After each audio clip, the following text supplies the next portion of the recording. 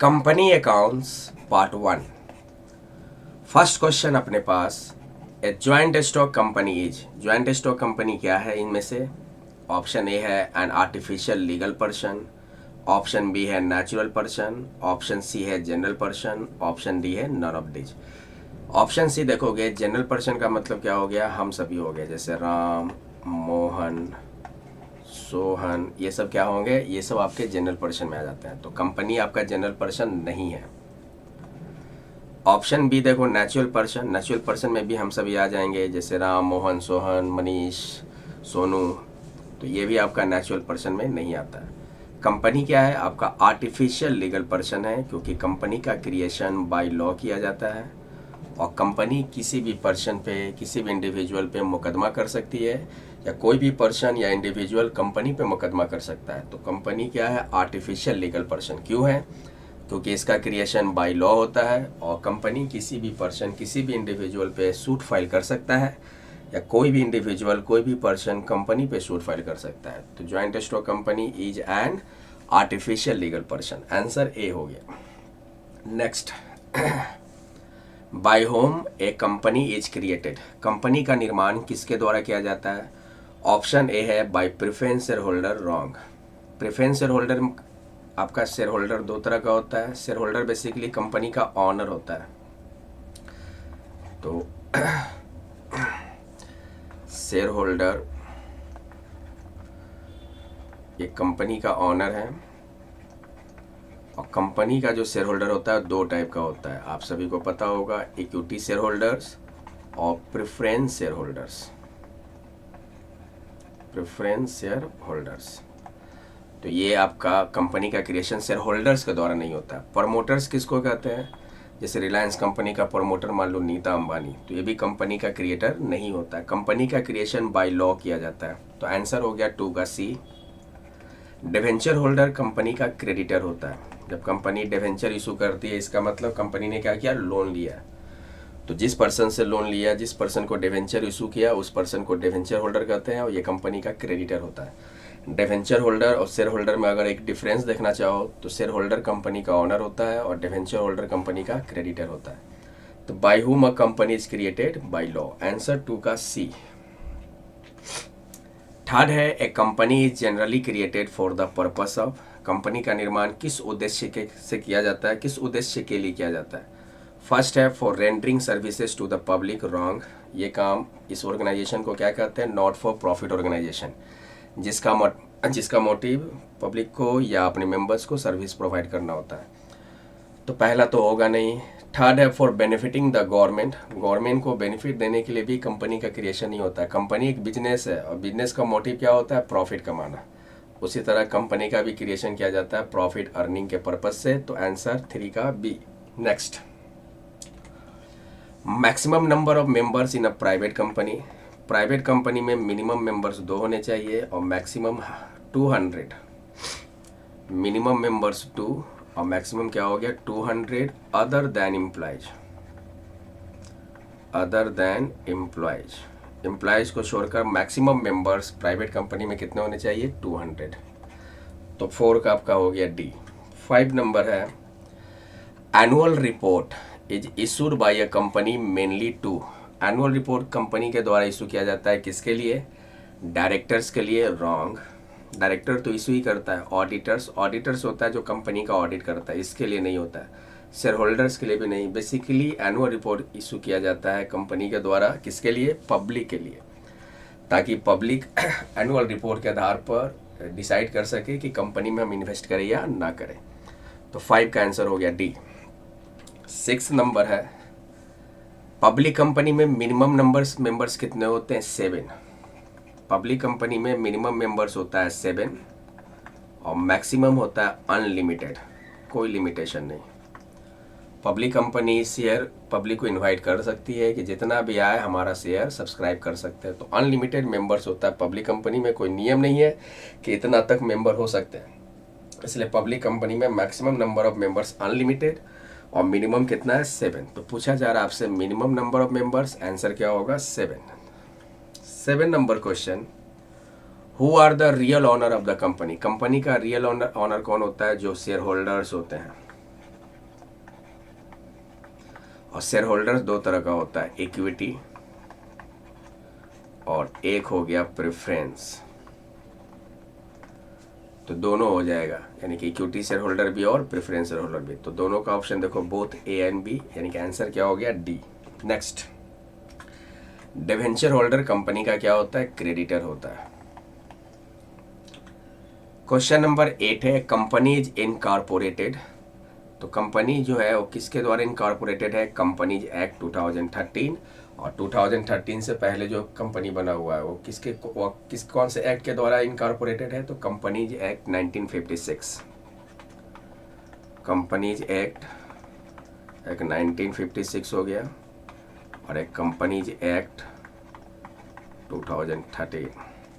तो 2013 के बाद जो भी कंपनी बना वो इनकॉर्पोरेटेड है कंपनीज एक्ट 2013, लेकिन उसके पहले जो है वो इससे आपका इनकॉर्पोरेटेड था। तो आंसर हो जाएगा companies incorporated by companies act. Next, generally annual report of a company is published. Company annual report का पब्लिश करती है तो फाइनेंशियल ईयर के लास्ट डे। आंसर हो जाएगा 9 का बी, फाइनेंशियल ईयर जो होता है उसके अंतिम दिन एनुअल रिपोर्ट कंपनी के द्वारा पब्लिश किया जाता है। 10 नंबर है, the company whose more than half voting power is acquired by another company. जैसे कंपनी मान लो, ले लो एस नाम का कंपनी है, इस कंपनी का आधा से अधिक वोटिंग पावर है या आधा से अधिक शेयर किसी कंपनी के द्वारा एक्वायर कर लिया गया। मान लो एच लिमिटेड ने इस कंपनी का more than 50% voting right acquire कर लिया या मोर देन 50% शेयर एक्वायर कर लिया। तो एस लिमिटेड जो है जिसका शेयर एक्वायर किया गया उसको कहते हैं सब्सिडरी कंपनी, और जिसने एक्वायर किया उसको कहते हैं होल्डिंग कंपनी या पेरेंट कंपनी। होल्डिंग कंपनी या पेरेंट कंपनी। तो यहाँ पे एक पूछा जा रहा है कि अगर एक कंपनी के द्वारा आधा से अधिक वोटिंग पावर एक्वायर किया जाता है, मतलब कि एस लिमिटेड की बात हो रही है, तो इस कंपनी को क्या कहते हैं, सब्सिडरी कंपनी। होल्डिंग कंपनी जिसने एक्वायर किया, लेकिन पूछा जा रहा है कि जिसको एक्वायर किया गया वो कंपनी क्या है, सब्सिडरी कंपनी। बी आंसर बच्चों। Next, shares can be issued. Share को हम 3 तरीके से इशू कर सकते हैं, एट पार। एट पार का मतलब क्या होता है, फेस वैल्यू पे, यानी कि 10 रुपया का शेयर का फेस वैल्यू है तो 10 रुपये पे इशू किया गया। एक होता है एट प्रीमियम। एट प्रीमियम का मतलब शेयर को क्या करते हैं, फेस वैल्यू से बढ़ाकर इशू करते हैं, face value plus security premium बढ़ाकर। जैसे 10 का शेयर है, 10 रुपया फेस वैल्यू है, उसको 12 में इशू कर रहे हैं तो प्रीमियम। एक होता है एट डिस्काउंट, लेकिन सेक्शन 53 ऑफ कंपनीज एक्ट 2013 के अकॉर्डिंग कोई भी कंपनी शेयर को डिस्काउंट पे इशू नहीं कर सकती है। तो बेसिकली 2 ही तरीके से शेयर इशू होता है, एट पार और at premium. Answer D. At discount नियम बना है कि कंपनीज एक्ट 2013 का सेक्शन 53 के अकॉर्डिंग कंपनी को प्रतिबंध किया गया है कि वो डिस्काउंट पे शेयर को इशू नहीं कर सकता है। तो आंसर हो गया केवल पार और प्रीमियम पे इशू होगा। 11 का डी। 12 नंबर है, total amount of liabilities. Liabilities में हम क्या क्या इंक्लूड करते हैं, ऑथराइज कैपिटल, रजिस्टर्ड कैपिटल होता है, ये नहीं। इशूड कैपिटल भी नहीं कर सकते हो, क्योंकि जितना शेयर इशू हुआ कोई गारंटी नहीं है कि पूरा का पूरा शेयर सब्सक्राइब्ड हो जाए, पेड अप हो जाए। कॉल्ड अप कैपिटल नहीं, जितना पेड अप कैपिटल होता है उसी को लायबिलिटी साइड में टोटल में यूज करते हैं। इसको हम लोग इन टोटल में यूज करते हैं, liability side paid up capital. आप लोग को याद होगा जब बैलेंस शीट बनाते हैं तो ऑथराइज कैपिटल, उसका अमाउंट यहाँ देकर एकदम क्लोज कर देते हैं, मतलब कि टोटलिंग में इसको यूज नहीं करते हैं। उसी तरह इशूड कैपिटल को भी टोटलिंग में यूज नहीं करते। टोटलिंग में लायबिलिटी साइड टोटल जब हमको ऐड करना हो तो कौन से कैपिटल का अमाउंट ऐड होता है, पेड अप कैपिटल। 12 का डी। 13 नंबर है, डिविडेंड आर यूजुअली या dividends are usually paid on. Dividend किस पर दिया जाएगा, जितना पेड अप कैपिटल होता है। तो आंसर 13 का D, paid up capital. Dividend for the share holders are payable tax amount, बिल्कुल सही। डिविडेंड जो शेयर होल्डर्स को दिए जाते हैं वो क्या है, एक तरह से पेएबल टैक्स अमाउंट है। Tax free amount, wrong statement, wrong answer. Interest आपका क्या है, वो तो आप लोन पे दोगे ना, लोन पे इंटरेस्ट का यूज होता है। जैसे इंटरेस्ट हम देते हैं डिवेंचर पे। जब कंपनी डिवेंचर इशू की तो उसको एक फिक्स रेट से इंटरेस्ट देना पड़ता है। तो dividend for the share holders are payable tax amount, answer A. 15 number है the difference between subscribed capital and called up capital. Subscribe capital और कॉल्ड अप कैपिटल का जो बीच का डिफरेंस है, मान लो जैसे 10 रुपये का शेयर जो है 2000 शेयर सब्सक्राइब्ड हो गया 8 के रेट से, 10 रुपये से आपका मान लो इशू किया गया था और कॉल्ड अप बना 8 रुपया। 2000 शेयर का 2 रुपये का शेयर नहीं आया, हम छोड़ दिए, यह कहकर कि जब कंपनी बंद होगी तब हम ये 2 रुपये का मांग करेंगे। तो आपका सब्सक्राइब कैपिटल और ये जो डिफरेंस है यानी कि 10 माइनस 8 इक्वल 2, ये 2 क्या है, ये समापन के समय, लिक्विडेशन के समय कंपनी मांगेगी शेयर होल्डर से। इसको कहते हैं रिजर्व कैपिटल या अनकॉल्ड कैपिटल, रिजर्व कैपिटल या अनकॉल्ड कैपिटल,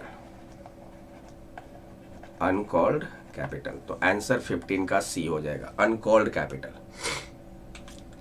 16 नंबर है a company can not issue its share at discount.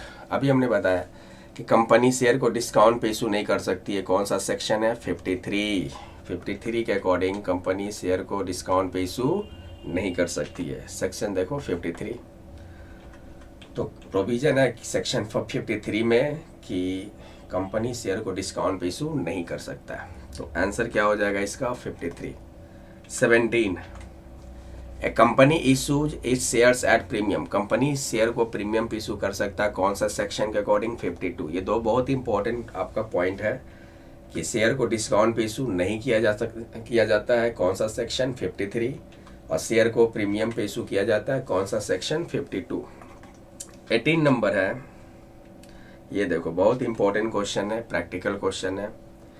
X limited invited applications for issuing 2 lakh shares of 10 each. ये 10 रुपया है और ये 2 लाख क्या हो गया, नंबर ऑफ शेयर्स हो गया। तो 2 लाख शेयर इशू किया गया 10 के रेट से, 3 रुपया एप्लीकेशन है, यानी कि एप्लीकेशन पे कितना है आपका, 3 रुपया। अलॉटमेंट पे कितना है, 5 रुपया। अब बाकी 2 रुपया फर्स्ट एंड फाइनल कॉल पे, यानी कॉल्स पे कितना हो गया, 2 रुपया। टोटल 10 रुपया हो गया। Issue was over subscribed. Over subscribe का मतलब होता है कि कंपनी ने जितना शेयर इशू किया उससे ज़्यादा उसने एप्लीकेशन का पैसा रिसीव कर लिया। देखो कितना का ले लिया, 9,06,000 एप्लीकेशन मनी उसने रिसीव कर लिया। तो 9,06,000 जो एप्लीकेशन मनी रिसीव किया, तो कितना शेयर, पहले शेयर निकालो, नंबर ऑफ शेयर अप्लाइड। तो 9,60,000 ये अमाउंट में रिसीव हुआ है, रिसीव तो अमाउंट में ही होगा 9,60,000, और डिवाइडेड बाई एप्लीकेशन पे रिसीव्ड हुआ, तो एप्लीकेशन का कितना है, 3। तो करेंगे तो 3,20,000 शेयर्स अप्लाइड हो गया, यानी कि इशू हुआ था शेयर आपका 2 लाख, अप्लाइड हो गया कितना, 3,20,000 शेयर अप्लाइड हुआ। अब इसी को एडजस्ट करना है, हमारा एक्सेस कितना हम ले चुके हैं, 1,20,000। अब इस 1,20,000 को 2 तरीके से एडजस्ट करेंगे, कुछ को रिजेक्ट कर देंगे और कुछ को प्रोराता बेसिस पे एडजस्ट करेंगे। तो ध्यान देना, बता रहे हैं। सबसे पहले क्या करो, इसको यहाँ पे इस तरह से बना देते हैं। देखो टोटल शेयर्स अलॉटेड कितना है आपका, अलॉटेड है आपका कितना शेयर अलॉटेड है, 2 लाख। अब इस पर तुमको निकालना है कि 5:4 देखो दिया हुआ है। इसका मतलब कि आपका 5 शेयर अप्लाइड है तो उसमें से 4 शेयर आपका अलॉटेड हो गया। तो इसको एक इक्वेशन बना लेते हैं, यानी कि 5 में से कितना अलॉटेड है, 4, यानी 4/5। और टोटल अप्लाइड शेयर को क्या मान लेते हैं, x, और इक्वल कितना हो जाएगा आपका, 2 लाख। यानी कि टोटल शेयर आपका, इसको हम x मान लिए, टोटल ये x क्या मान रहे हैं हम, जितना शेयर हम अप्लाइड हो गया, शेयर अप्लाइड हम मान लिए x, और इसका 4/5, यानी कि 5 में से 4 शेयर आपका क्या हो रहा है, अलॉटेड हो रहा है। 5 शेयर अगर अप्लाइड तो 4 से अलॉटेड, तो टोटल अप्लाइड का 4/5 आपका दिया हुआ है 2 लाख। अब इससे x निकाल लोगे तो 2,50,000 आ जाएगा, क्रॉस कर देना, 5 इधर गुना हो जाएगा, 4 इधर डिवाइड हो जाएगा, तो 2,50,000 शेयर आपका अप्लाइड हो गया। अब टोटल अप्लाइड कितना है आपका 3,20,000, उसमें से प्रोराता बेसिस पे हमने 2,50,000 निकाल लिए। तो 3,20 में 2,50 तो आपका प्रोराता बेसिस पे एडजस्ट हो जाएगा। रिमेनिंग कितना बचा, तो 3,20,000 माइनस कितना हो जाएगा आपका, अप्लाइड कितना हो रहा है प्रोराता पे 250, तो रिमेनिंग शेयर जो बच गया 70,000 शेयर, ये शेयर क्या हो जाएगा, रिजेक्ट हो जाएगा। तो आंसर हो गया सी। थोड़ा सा जटिल क्वेश्चन है, तो थोड़ा सा अच्छे से प्रैक्टिस कर लोगे बस इस इक्वेशन को समझ जाओगे, आराम से हो जाएगा। तो 18 का आंसर हो गया सी। 19 नंबर देखो क्या है, अगर आपको डाउट हो तो कमेंट करके बताना, ठीक है। नेक्स्ट वीडियो में जब हम लेकर आएंगे तो उसमें इसको फिर से हम डिटेल में कर देंगे। ऐसे काफ़ी है इतना कि हमारा 3,20,000 शेयर अप्लाइड हुआ, प्रोराता में करना है 5:4, यानी कि 5 में से 4 अलॉट करना है। तो उस पर हम निकाल लिए, टोटल अप्लाइड को x मान लिए, उसका 4/5 हमारा 2 लाख दिया हुआ है। तो हमारा 2.5 लाख, यानी 2.5 लाख का 4/5 निकालोगे तो 2 लाख आ जाएगा। तो 2.5 लाख को करना है प्रोराता बेसिस पे, और रिमेनिंग आपका 3,20,000 में जो ओवर अप्लाइड हुआ था उसमें से 250 शेयर हम प्रोराता बेसिस पे करेंगे। तो रिमेनिंग 70,000 जो होगा वो क्या हो जाएगा, रिजेक्ट हो जाएगा। Next 19, which statement is issued before the issue of share. देखो एक नियम है कि जो पब्लिक कंपनी, शेयर कौन इशू कर सकता है, कंपनी तो दो होती है, पब्लिक कंपनी और प्राइवेट कंपनी। तो शेयर इशू करता है public company, private company share issue नहीं कर सकती है। प्राइवेट कंपनी अब लिमिटेड होता है कि कुछ लिमिटेड लोगों को ही शेयर खरीदने के लिए इनवाइट कर सकती है, क्योंकि उसमें maximum number of share holders कितने होते हैं, 200 होते हैं प्राइवेट कंपनी में। लेकिन पब्लिक कंपनी को पूरा अधिकार है कि वो शेयर इशू कर सकती है। तो एक नियम है कि जब भी पब्लिक कंपनी शेयर इशू करेगा तो इशू करने से पहले उसको प्रोस्पेक्टस इशू करना है। प्रोस्पेक्टस इशू करना एक तरह का डॉक्यूमेंट होता है जो कंपनी इशू करती है, उसमें कंपनी अपने बारे में बताती है बढ़ा चढ़ा कर, या जो भी उसका तरीका है, बढ़ा चढ़ा के तो नहीं कर सकते हो, लेकिन जो भी उसका रियल इंफॉर्मेशन है वो प्रोस्पेक्टस के माध्यम से शेयर होल्डर को या पब्लिक को बताती है। तो ये आपका बहुत इंपॉर्टेंट हो जाता है कि शेयर इशू करने से पहले कंपनी को प्रोस्पेक्टस इशू करना कंपलसरी है। आर्टिकल ऑफ एसोसिएशन क्या होता है, इसमें कंपनी का ऑपरेशन कैसे होगा, कंपनी का संचालन कैसे होगा, उसके रिगार्डिंग ये डॉक्यूमेंट यूज किया जाता है। अब मेमोरेंडम ऑफ एसोसिएशन, जिसको चार्टर ऑफ कंपनी कहा जाता है, जिसको चार्टर ऑफ कंपनी भी कहा जाता है। तो आंसर हो जाएगा 19 का ए, प्रोस्पेक्टस। 20 है net assets minus capital reserve is. देखो ध्यान से, जब एक कंपनी दूसरे कंपनी को खरीदती है, यानी कि मान लो X company purchased Y company, तो एक्स कंपनी में रिकॉर्ड कैसे करते हैं, तो वाई कंपनी का सारा एसेट्स रिकॉर्ड हो जाएगा डेबिट में, और लायबिलिटीज को क्रेडिट में रिकॉर्ड कर देते हैं। To purchase consideration, purchase consideration में जिस कंपनी को खरीदा जा रहा है, जैसे वाई कंपनी है तो वाई कंपनी अकाउंट, ये क्या हो गया एक तरह से परचेज कंसिडरेशन। उसके बाद डेबिट में अगर बैलेंस करना हो तो गुडविल से बैलेंस हो जाएगा, और क्रेडिट में अगर घट रहा हो तो कैपिटल रिजर्व से बैलेंस कर लेते हैं। तो इसी पे हम बहुत सारा क्वेश्चन बना सकते हैं। जैसे कि हमको निकालना हो, मान लो इसको इक्वेशन में बनाना चाहो तो इस तरह बना सकते हो, एसेट्स प्लस गुडविल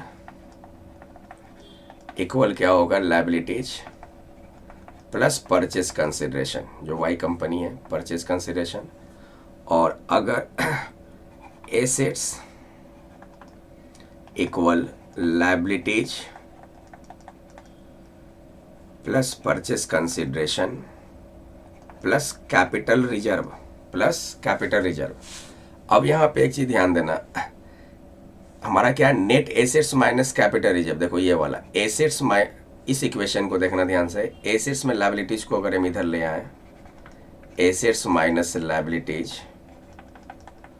और माइनस कैपिटल रिजर्व को भी लिया है, तो बराबर क्या बचेगा, सिर्फ परचेज कंसिडरेशन बचेगा। और एसेट्स माइनस लायबिलिटी को ही क्या कहते हैं, नेट एसेट्स भी कहा जाता है। तो net assets minus capital reserve बराबर क्या आ गया, परचेज कंसिडरेशन। देखो net assets minus capital reserve, तो ये दो इक्वेशन को ध्यान में रखिएगा। आंसर क्या हो जाएगा इसका, परचेज कंसिडरेशन।